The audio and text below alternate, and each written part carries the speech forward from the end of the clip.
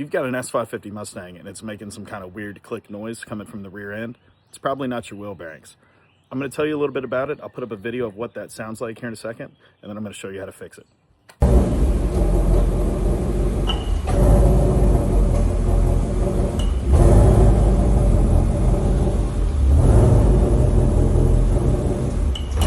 So what's actually causing this noise is called a thrust washer, and it's in between the wheel bearing and the CV axle on the rear of the vehicle.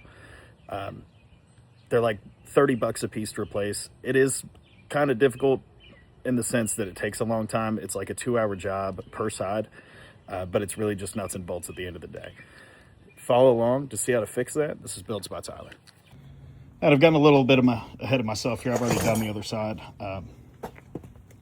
First thing you want to do, set your parking brake, take this nut off. It's a 32 millimeter. It is torqued incredibly strong.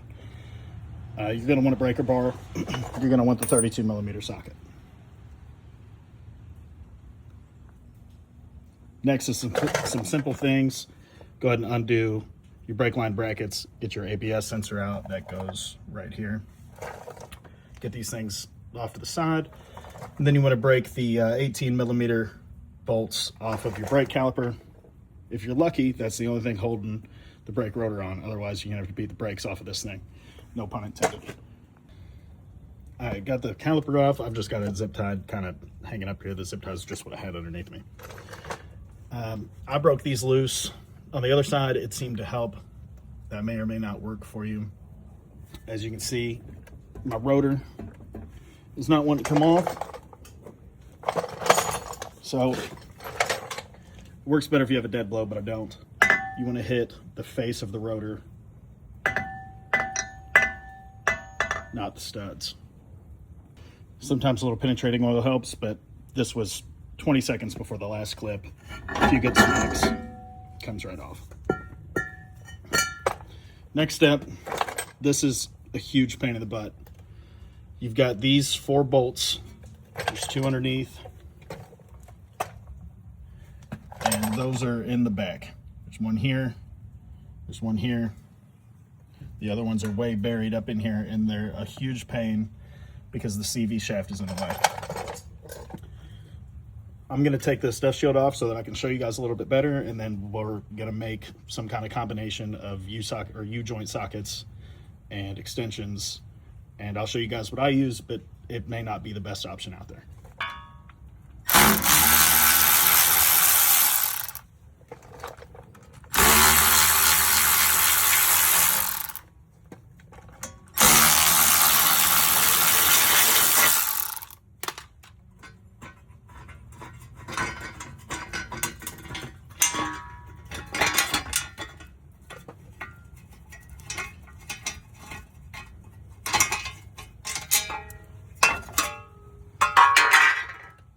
I like to thread things back into the place that I got them from, just so that I don't forget when I'm putting things back together.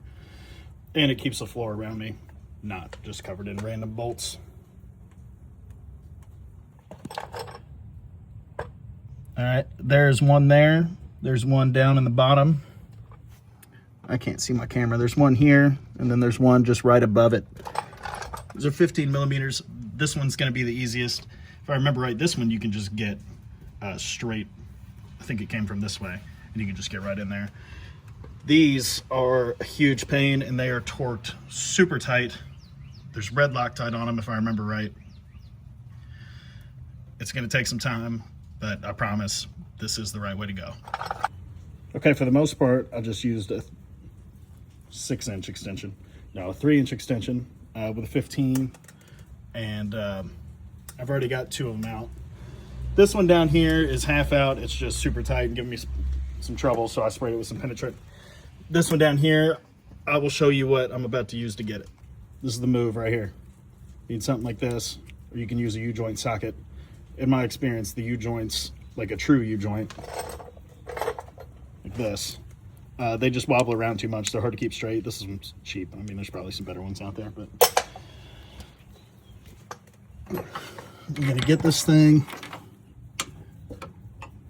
It is difficult to do and use a camera at the same time, but I'm gonna get it situated on there. grab my 1/2 inch and come in just like this. And it's just super tight. I mean, you're just gonna have to muscle it.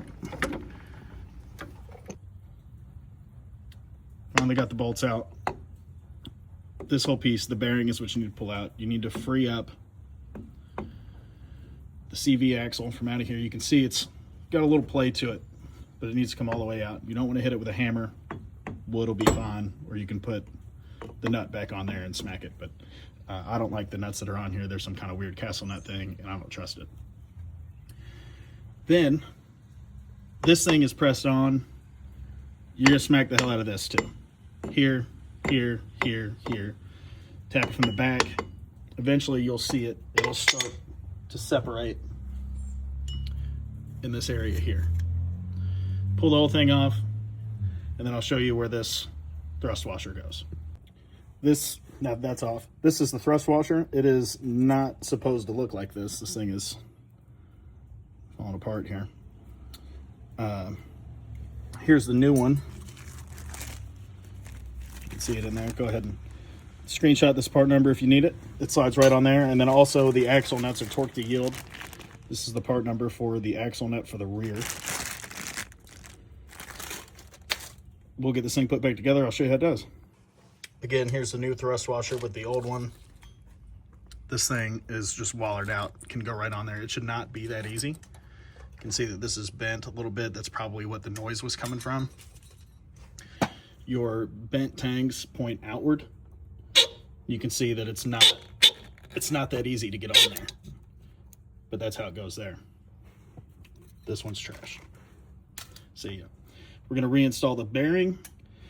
Then we gotta fight these bolts again, and then reassembly as normal. Get your brake rotor on there, get your dust shield back on, go ahead and tighten everything back up. Finally, get the brake caliper. And then lastly, you're gonna install your new axle nut. After you get the axle nut back on, you wanna set your e-brake again and torque this thing down. I'll get the torque specs for you in the next clip. Okay, everything's reassembled. Axle nut's snugged down. You wanna set your torque wrench. I don't have a fancy one. You wanna set it to 90 foot-pounds. Torque it to 90, and then it's an additional 45 degrees of a turn. Make sure your e-brake's set, otherwise you're just gonna spin the wheel. Then after that, bolt your wheels back up, take it for a test drive, and your clicking noise should be gone. All right, y'all, thank y'all for watching. Hopefully you've got everything fixed, wrapped up now. You can go take it for a test drive and make sure that everything worked out just fine. This is Builds by Tyler on YouTube, TikTok, and Instagram. See you next time.